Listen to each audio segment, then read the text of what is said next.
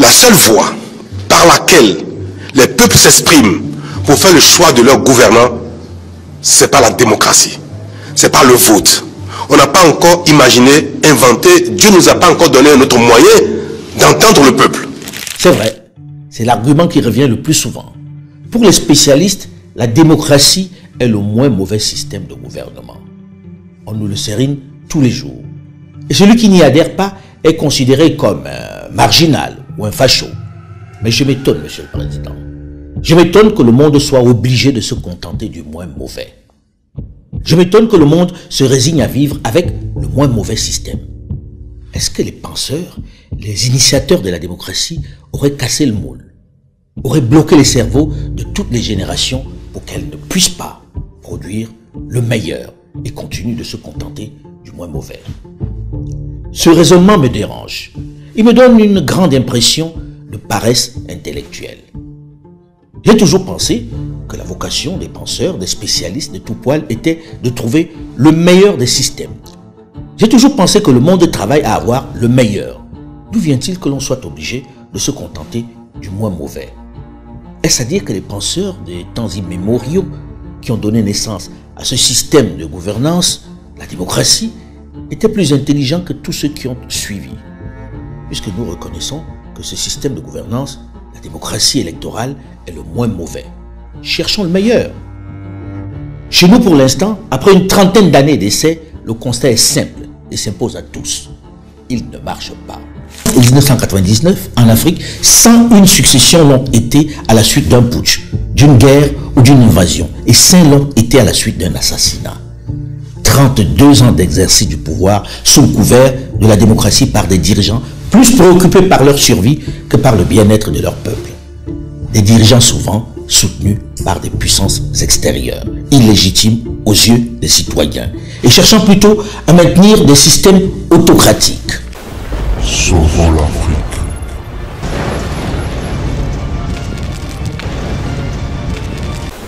Sauvons l'Afrique.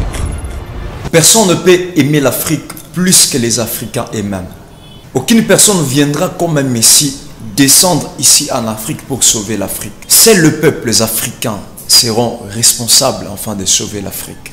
Salut mesdames et messieurs, c'est ton frère Jacques Nkana. Je crois que vous vous portez très bien. Nous aussi, par la grâce de Dieu, lorsque l'amour, la bonté et la faveur de Dieu vous accompagnent de partout où vous êtes, nous vous aimons. Mesdames et messieurs, aujourd'hui, je vais partager avec vous un film tellement spécial. Je crois que tu as bien entendu.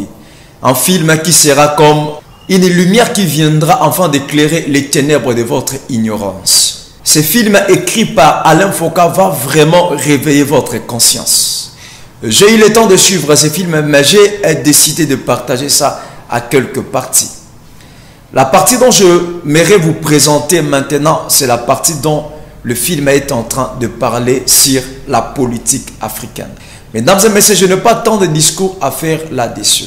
Mais à ma petite connaissance, je sais très bien que c'est le projet dont Massa est en train d'organiser. J'ai reçu beaucoup de questions dans les commentaires, voire même les appels, le message sur WhatsApp en me posant la question à expliquer qu'est-ce que la Massa est en train de penser sur l'Afrique. Récemment, nous avons suivi, mesdames et messieurs, la sortie médiatique, je dirais, de Alain Foka. Il était en train de présenter le Massa. Massa, c'est l'ensemble de plus de 15 personnes réunies avec une mission spécifique afin de changer l'Afrique. Massa porte en elle la volonté, les idées, la pensée de changer l'Afrique. Voilà pourquoi j'aime souvent dire que je suis Massa, tu es Massa, nous sommes tous une famille de Massa. Et ce film écrit par Alain Foka, ça va vraiment réveiller votre conscience. Je n'ai pas tant de trucs à dire là-dessus. Je ferai juste les commentaires après le film. Et je vous laisse à suivre le film. Je vous promets que vous ne serez jamais déçus. La seule voie par laquelle les peuples s'expriment pour faire le choix de leur gouvernant, c'est pas la démocratie. C'est pas le vote. On n'a pas encore imaginé, inventé, Dieu nous a pas encore donné un autre moyen d'entendre le peuple. C'est vrai. C'est l'argument qui revient le plus souvent. Pour les spécialistes, la démocratie est le moins mauvais système de gouvernement. On nous le sérigne tous les jours. Et celui qui n'y adhère pas est considéré comme un marginal ou un facho. Mais je m'étonne, Monsieur le Président. Je m'étonne que le monde soit obligé de se contenter du moins mauvais. Je m'étonne que le monde se résigne à vivre avec le moins mauvais système. Est-ce que les penseurs, les initiateurs de la démocratie auraient cassé le moule, auraient bloqué les cerveaux de toutes les générations pour qu'elles ne puissent pas produire le meilleur et continuent de se contenter du moins mauvais? Ce raisonnement me dérange. Il me donne une grande impression de paresse intellectuelle. J'ai toujours pensé que la vocation des penseurs, des spécialistes de tout poil était de trouver le meilleur des systèmes. J'ai toujours pensé que le monde travaille à avoir le meilleur. D'où vient-il que l'on soit obligé de se contenter du moins mauvais? Est-ce à dire que les penseurs des temps immémoriaux qui ont donné naissance à ce système de gouvernance, la démocratie, étaient plus intelligents que tous ceux qui ont suivi?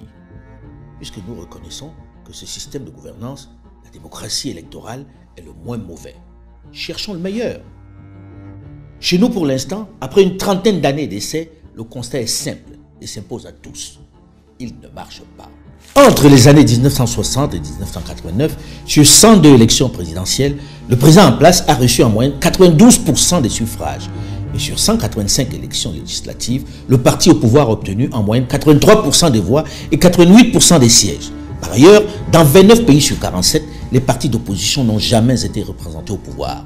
Sur 486 coups d'État tentés depuis 1950 dans le monde, 214 dont 106 réussis ont eu lieu en Afrique, soit une moyenne d'une tentative par an au moins. L'Afrique a subi plus de coups d'État que tout autre continent. Sur les 16 coups d'État enregistrés dans le monde depuis 2017, seul un a eu lieu en dehors du continent africain. Entre 1960 et 1999, en Afrique, 101 successions l'ont été à la suite d'un putsch, d'une guerre ou d'une invasion, et 5 l'ont été à la suite d'un assassinat. 32 ans d'exercice du pouvoir sous le couvert de la démocratie par des dirigeants plus préoccupés par leur survie que par le bien-être de leur peuple. Des dirigeants souvent soutenus par des puissances extérieures, illégitimes aux yeux des citoyens, et cherchant plutôt à maintenir des systèmes autocratiques. Ils n'ont pas cette légitimité populaire, cette onction du peuple. Ils sont venus par des cycles électoraux incompris par la population. Donc sur le papier, ils ont la légalité avec eux, mais ils n'ont pas cette légitimité. Ce qui explique justement la fragilité de nos régimes, ces coups d'État constitutionnels et militaires que l'on subit ces dernières décennies. Si les dirigeants avaient le peuple derrière eux, justement cette légitimité, nous ne serions pas dans cette impasse. Qu'importer des systèmes sans les avoir pré-mâchés, ingérés, challengés, etc., c'est peut-être la meilleure façon pour les rejeter un peu plus tard. Le problème auquel est confrontée l'Afrique de manière générale, et l'Afrique francophone en particulier aujourd'hui, c'est une véritable crise de leadership. Nous avons des leaders totalement incompétents, il faut avoir le courage de le dire, et qui ne sont pas du tout préoccupés par le progrès ou le bien-être de leur population. Les régimes dans lesquels nous sommes sont hyper présidentiels. C'est-à-dire que les chefs ont un pouvoir maximal aussi bien dans l'exécutif que, en réalité, dans le législatif et surtout dans le judiciaire. En plus, ils contrôlent toute l'information. Où nous n'avons pas de gouvernants, nous avons des monarques. La plupart des chefs d'État en Afrique francophone sont des monarques. Ils règnent, ils ne gouvernent pas. Et ça, c'est totalement inacceptable. Parce que le monarque a ceci de particulier qui ne rend compte à personne. Il est là, comme on le dit, et on l'entend même aussi aujourd'hui dans certains pays africains, du fait de la volonté de Dieu, ce qui est suffisamment grave. Donc, nous, ce qu'on veut aujourd'hui, c'est d'avoir des gens qui gouvernent et qui sont responsables. Le système que nous avons actuellement, justement, nous mène à des dirigeants illégitimes. Ce ne sont pas les dirigeants qui sont la conséquence de ce système qu'il faut voir, mais c'est ce système-là même qui mène à cette situation. C'est le système qu'il faut repenser, qu'il faut refonder. Une fois que nous aurons un système qui est adapté à nos réalités, compris par nos populations, il nous mènera justement à des dirigeants qui ont cette légitimité, cet intérêt, ce souci du peuple-là. On nous a imposé, après la chute du mur de Berlin, une forme de démocratie occidentale qui visiblement ne correspond pas à nos aspirations.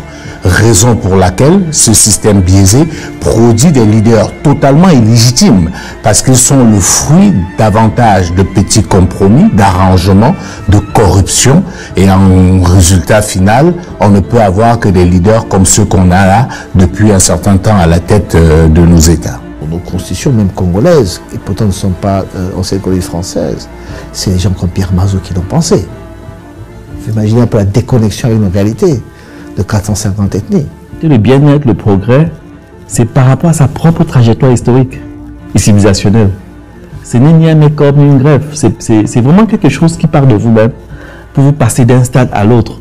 Et ce ne sera pas un étranger qui viendra construire l'Afrique, ce sont les enfants africains, à commencer par nous aujourd'hui, qui léguerons cela plus tard à nos enfants.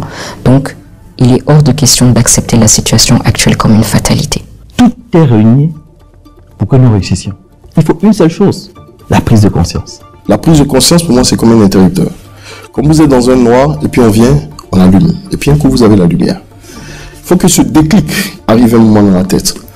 Pour que les Africains prennent conscience de qui ils sont, de tout le potentiel qu'ils ont, et qu'ils soient capables de tirer le meilleur profit que justement Dieu a mis à leur disposition. Donc, sortir du schéma classique et se réinventer, oui, on doit faire ça. Et on ne doit plus se contenter de geindre, on doit agir et contribuer, donner des outils aux autres pour agir. Je voudrais dire à tous ceux qui nous regardent, à tous ces jeunes Africains, qu'il est temps. Et que le temps de l'Afrique doit arrêter d'être un slogan. L'Afrique n'est pas le continent de l'avenir, c'est le continent du présent. Pour agir, il ne faut pas forcément attendre d'être dans une certaine position. Chacun, autant que nous sommes, où qu'il est, doit pouvoir se lever et agir. Il faut aujourd'hui qu'on se donne les moyens de repenser l'Afrique et de redessiner l'Afrique et de savoir justement, je parlais de vision, c'est extrêmement important, quelle Afrique nous voulons, c'est la première question. Une fois que nous aurons déterminé quelle Afrique nous voulons, nous nous donnerons les moyens d'y arriver. Ensemble, repensons l'Afrique pour ne pas retomber dans les griffes de ceux qui dessinent déjà et encore un nouveau plan pour nous. Mesdames et messieurs, je crois que vous avez suivi la pensée de Massa. C'est que Massa est en train de penser sur la politique. Il est clair et démontré que l'Afrique n'est pas dans la bonne voie. Et quand une chose ne marche pas, quand vous êtes allié avec un pays, une société auquel vous n'arrivez pas à développer, où vous n'arrivez pas à bénéficier de votre collaboration, il y a une seule chose à faire, il faut quitter la collaboration avec vos alliés. Et c'est la seule chose dont Massa est en train de réfléchir actuellement sur la politique de l'Afrique. Parce que les gens qui nous dirigent nous considèrent comme le petit peuple. Les gens qui nous dirigent, nous arrivons à leur donner les pouvoirs, à leur donner les bâtons de commandement, afin qu'ils puissent nous diriger. Mais il y a une seule chose, une fois au pouvoir, ces gens-là oublient directement le peuple qui les a poussés avec une pousse, afin qu'ils soient dans ces endroits-là de présidence. Ceux qui dirigent l'Afrique n'aiment pas l'Afrique, comme Maître Gims disait. Comment expliquer aux Africains que Dubaï, le peuple du désert, ont de l'électricité? Mais l'Afrique, la RDC et d'autres pays africains, là où possèdent beaucoup d'eau, le fleuve à l'intérieur, expliquer à ces peuples africains la manière dont ils sont en train de dormir dans les ténèbres. Il n'y a pas l'électricité. C'est bizarre. La cause de toutes ces choses-là, c'est la politique de la colonisation. La politique dont les colonisateurs nous ont imposé. Et vous allez remarquer que rien ne marche en Afrique. Rien n'avance en Afrique. Quand une chose n'avance pas, il faut s'asseoir et réfléchir. Ne nous arrêtons pas seulement à réfléchir. Mettons-nous aussi sur une table et penser, agir et à élaborer les stratégies. Et c'est ce que Massa est en train de réfléchir pour le changement de l'Afrique actuellement. La grande question qu'on doit se poser, qui dirige l'Afrique? Est-ce que c'est l'Africain et même, ou soit il y a des têtes haut placées qui dirigent l'Afrique, mais à l'extérieur? Moi, je ne crois pas si l'Afrique était dirigée par eux-mêmes les Africains, l'Afrique allait être maintenant comme elle est.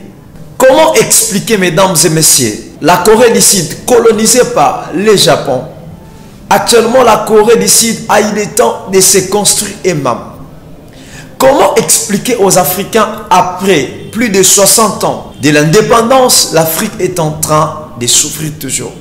Nous n'arrivons pas à nous organiser. Pourquoi? Parce qu'on nous a imposé la politique des colons. Et la chose à faire actuellement, il faut s'asseoir et réfléchir sur la restauration de la politique africaine. Fini la politique de l'Autriche qui consiste à mettre la tête dans le sable pour ne pas affronter sa réalité. Le temps dont nous sommes, c'est le temps d'élever la tête et de regarder face aux adversaires. C'est ça le grand chemin que Massa a pris actuellement. Afin de nous dévoiler le secret, j'aimerais lancer un grand message aux bien-aimés de Massa. Ne dormez pas, restez toujours éveillés. Parce que au même moment dont vous êtes en train de penser sur comment organiser et restaurer l'Afrique, il y a aussi des prédateurs qui sont assis. Ils réfléchissent comment vous diviser. La seule chose qui fera votre force, c'est l'amour dont vous êtes en train de nous présenter dans le média. Et cet amour-là gardera votre groupe, gardera Massa. Je suis Massa, tu es aussi Massa. Mesdames et messieurs, je suis à la fin de cette analyse. Je vais vous présenter le deuxième élément encore sur le projet dont Massa organise. Abonnez-vous, partagez afin de ne pas rater aucune de nos vidéos. Et je vous aime beaucoup et je vous donne rendez-vous bientôt là. Merci. Le Congo ne tombera jamais, car la victoire du Congo dépend de l'Éternel, Dieu des armées, et à ses prophètes qui craignent l'Éternel, comme l'évangéliste Bishop John Israel Makiese, descendant de Fumu Kimbangu, Jean-Baptiste et 3e millénaire.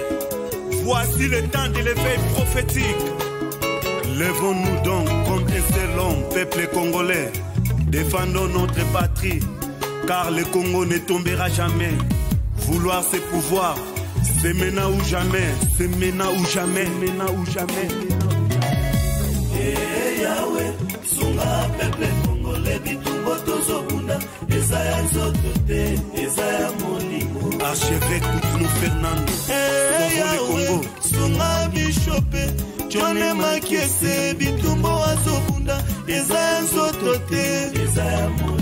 Pasteur Placide Jésus, Mok Badiko, Congolais Téléma Bipa Ibisosa, Isaac Mabaka, l'étoile d'Afrique. Tenons-nous la main dans la main, Congolais. Bonamboka na yo bunda, lo banana